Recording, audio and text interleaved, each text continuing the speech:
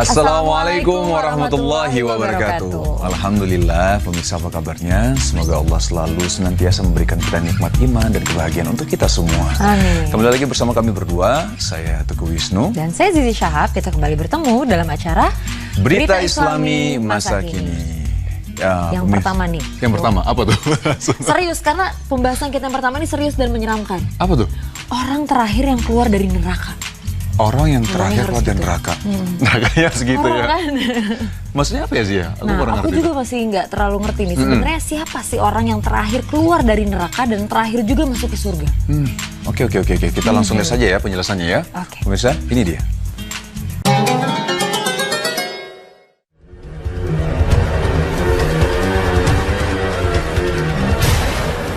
Siapakah orang terakhir yang keluar dari neraka? Pemirsa, mengenai surga dan neraka, tentunya kita sudah mengetahui informasi cukup banyak mengenai seperti apa isinya. Namun muncul pertanyaan yang cukup menggelitik mengenai informasi siapakah orang terakhir yang keluar dari neraka, sekaligus menjadi orang terakhir yang masuk surga. Berangkat dari pertanyaan tersebut, kali ini Berita Islami Masa Kini akan menjawabnya untuk Anda. Untuk menjawab hal ini, ada kisah dari Abu Hurairah dalam hadis Sahih Muslim nomor 182 dan Sahih Bukhari 7437. Ia telah menceritakan hal ini juga kepada Atta' bin Yazid Al-La'its, bahwasannya para sahabat pernah bertanya kepada Rasulullah SAW, apakah engkau akan melihat Tuhan kami kelak pada hari kiamat? Maka Rasulullah SAW balik bertanya, apakah kamu sekalian merasa kesulitan melihat bulan pada malam purnama?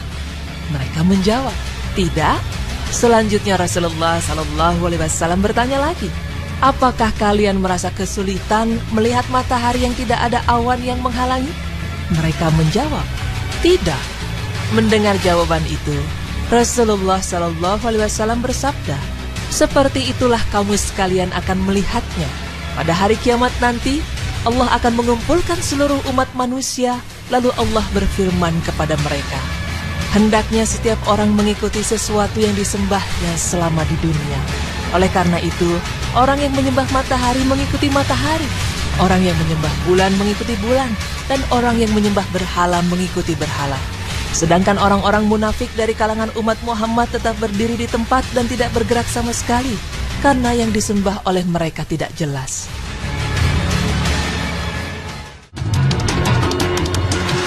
Rasulullah SAW melanjutkan kembali sabdanya. Kemudian Allah mendatangi kaum muslimin dalam wujud yang tidak dikenali oleh mereka. Seraya Allah berfirman kepada mereka, aku ini adalah Tuhanmu. Mendengar itu mereka berkata, kami berlindung kepada Allah dari bujuk rayumu, dan kami akan tetap berdiri di tempat ini sampai datang kepada kami Tuhan kami yang sebenarnya. Kemudian Allah datang kepada mereka dalam wujud yang mereka kenal, dan Allah berfirman kepada mereka, aku ini Tuhanmu yang sebenarnya. Pada saat mereka mendengarnya dan mereka merasa yakin bahwa itu Tuhannya, maka mereka berkata, engkaulah Tuhan kami yang sebenarnya. Setelah itu mereka mengikutinya. Masih dalam hadis yang sama diceritakan bahwa kemudian Allah Subhanahu wa Ta'ala menciptakan sebuah titian yang membentang di atas api neraka. Maka Rasulullah SAW dan umatnya akan menjadi umat yang pertama menyeberangi titian itu. Pada saat itu, tidak ada seorang pun yang dapat berbicara selain para rasul, di mana ketika itu para rasul berdoa, ya Allah, selamatkanlah. Ya Allah, selamatkanlah. Sementara di dalam neraka jahanam terdapat besi-besi yang melengkung bagaikan lengkungan pancing, seperti duri pohon syakdan, nama pohon yang berduri. Hanya saja besarnya tidak terkirakan, dan hanya Allah yang mengetahui ukurannya. Besi-besi inilah yang kelak akan mengait orang-orang yang sedang meniti titian itu sesuai dengan kadar dosa masing-masing, di mana orang yang teguh dengan amalnya akan selamat dari kaitannya, sementara orang yang berdosa akan terkait tetapi akhirnya dilepaskan. Setelah Allah selesai mengadili hamba-hambanya dan dia berkehendak mengeluarkan penghuni neraka dengan rahmatnya, maka Allah memberikan perintah kepada para malaikatnya untuk mengeluarkan mereka yang patut mendapat rahmatnya, yaitu orang yang tidak pernah menyekutukannya dengan sesuatu apapun selama hidup di dunia. Di antara orang yang patut mendapatkan rahmatnya adalah orang yang mengatakan bahwa tidak ada Tuhan yang patut disembah selain Allah.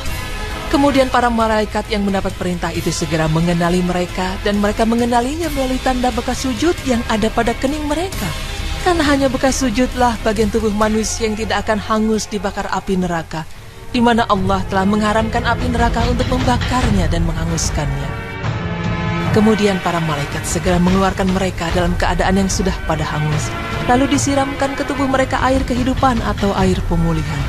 Akibat siraman air kehidupan itulah, akhirnya mereka tumbuh dan pulih kembali seperti sedia kala, bagaikan tumbuhnya biji-bijian setelah terjadi banjir besar, di mana mereka tumbuh dalam keadaan masih muda dan besar.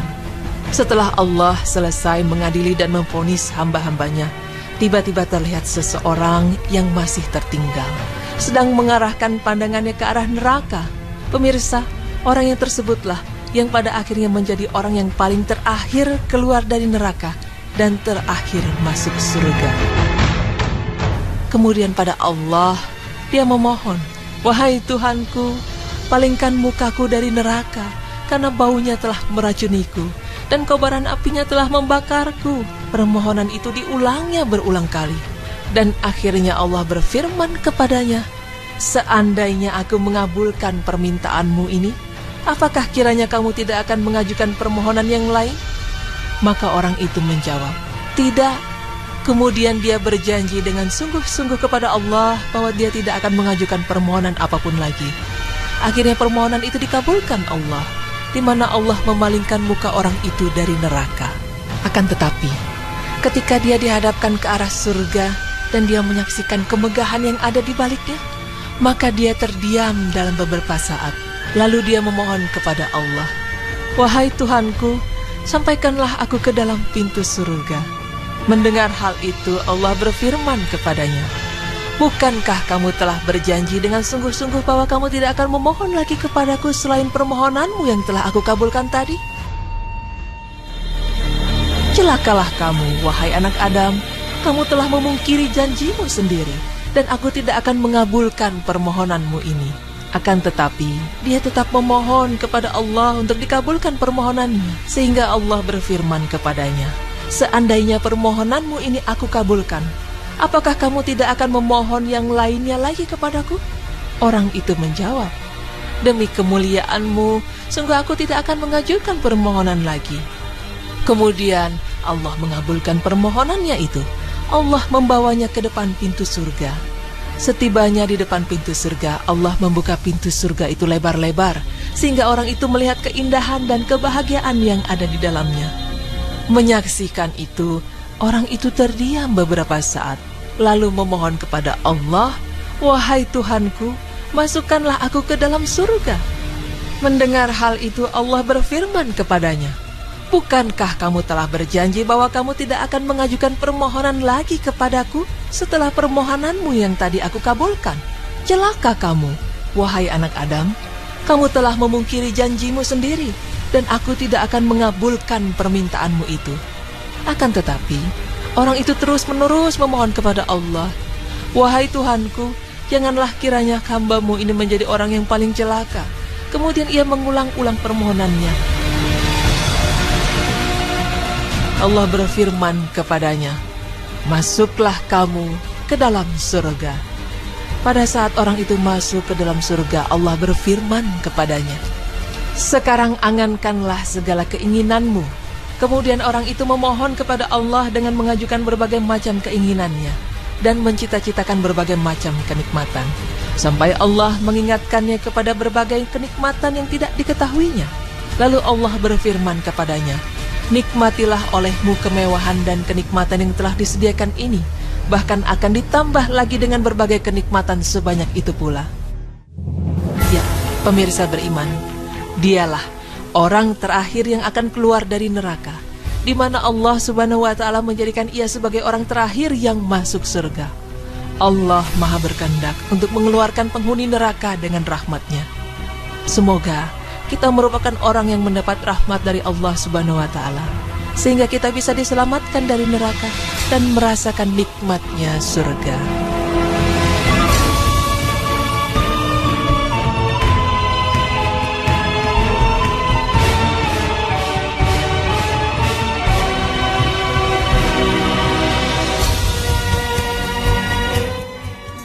Nauzubillah min zalik. Jangan sampai kita termasuk golongan orang-orang yang seperti itu ya, Nu. Jadi memang derajat yang paling rendah dari semua manusia yang ada di muka bumi. Iya, nauzubillah min zalik. Jangan sampai ya. Jadi memang sebenarnya ya, kalau kita pikir-pikir untuk mendapatkan pahala dari Allah Subhanahu wa taala itu sebenarnya banyak sekali yang bisa kita lakukan, dan kita juga yang harus kita pastikan adalah kita selalu menghindari atau menjauhi semua larangan yang Allah perintahkan kepada kita. Jadi memang balik lagi, semua dari kita harus banyak bergaul kepada orang-orang yang beriman ya, yang banyak melakukan hal-hal yang baik. Itu insya Allah itu akan tertular ke kita juga. Mudah-mudahan pahala yang Allah berikan selalu mengalir kepada kita semua. Amin, insya Allah. Dan kita digolongkan manusia yang akan masuk surga nantinya. Amin, amin ya Allah. Nah, setelah ini kita akan membahas sesuatu yang lebih seru lagi, lebih informatif lagi. Tapi aku nggak mau kasih tahu apa pemirsa. Biar pemirsa tetap tunggu di situ ya. Jangan kemana-mana, tetap di Berita Islami Masa Kini.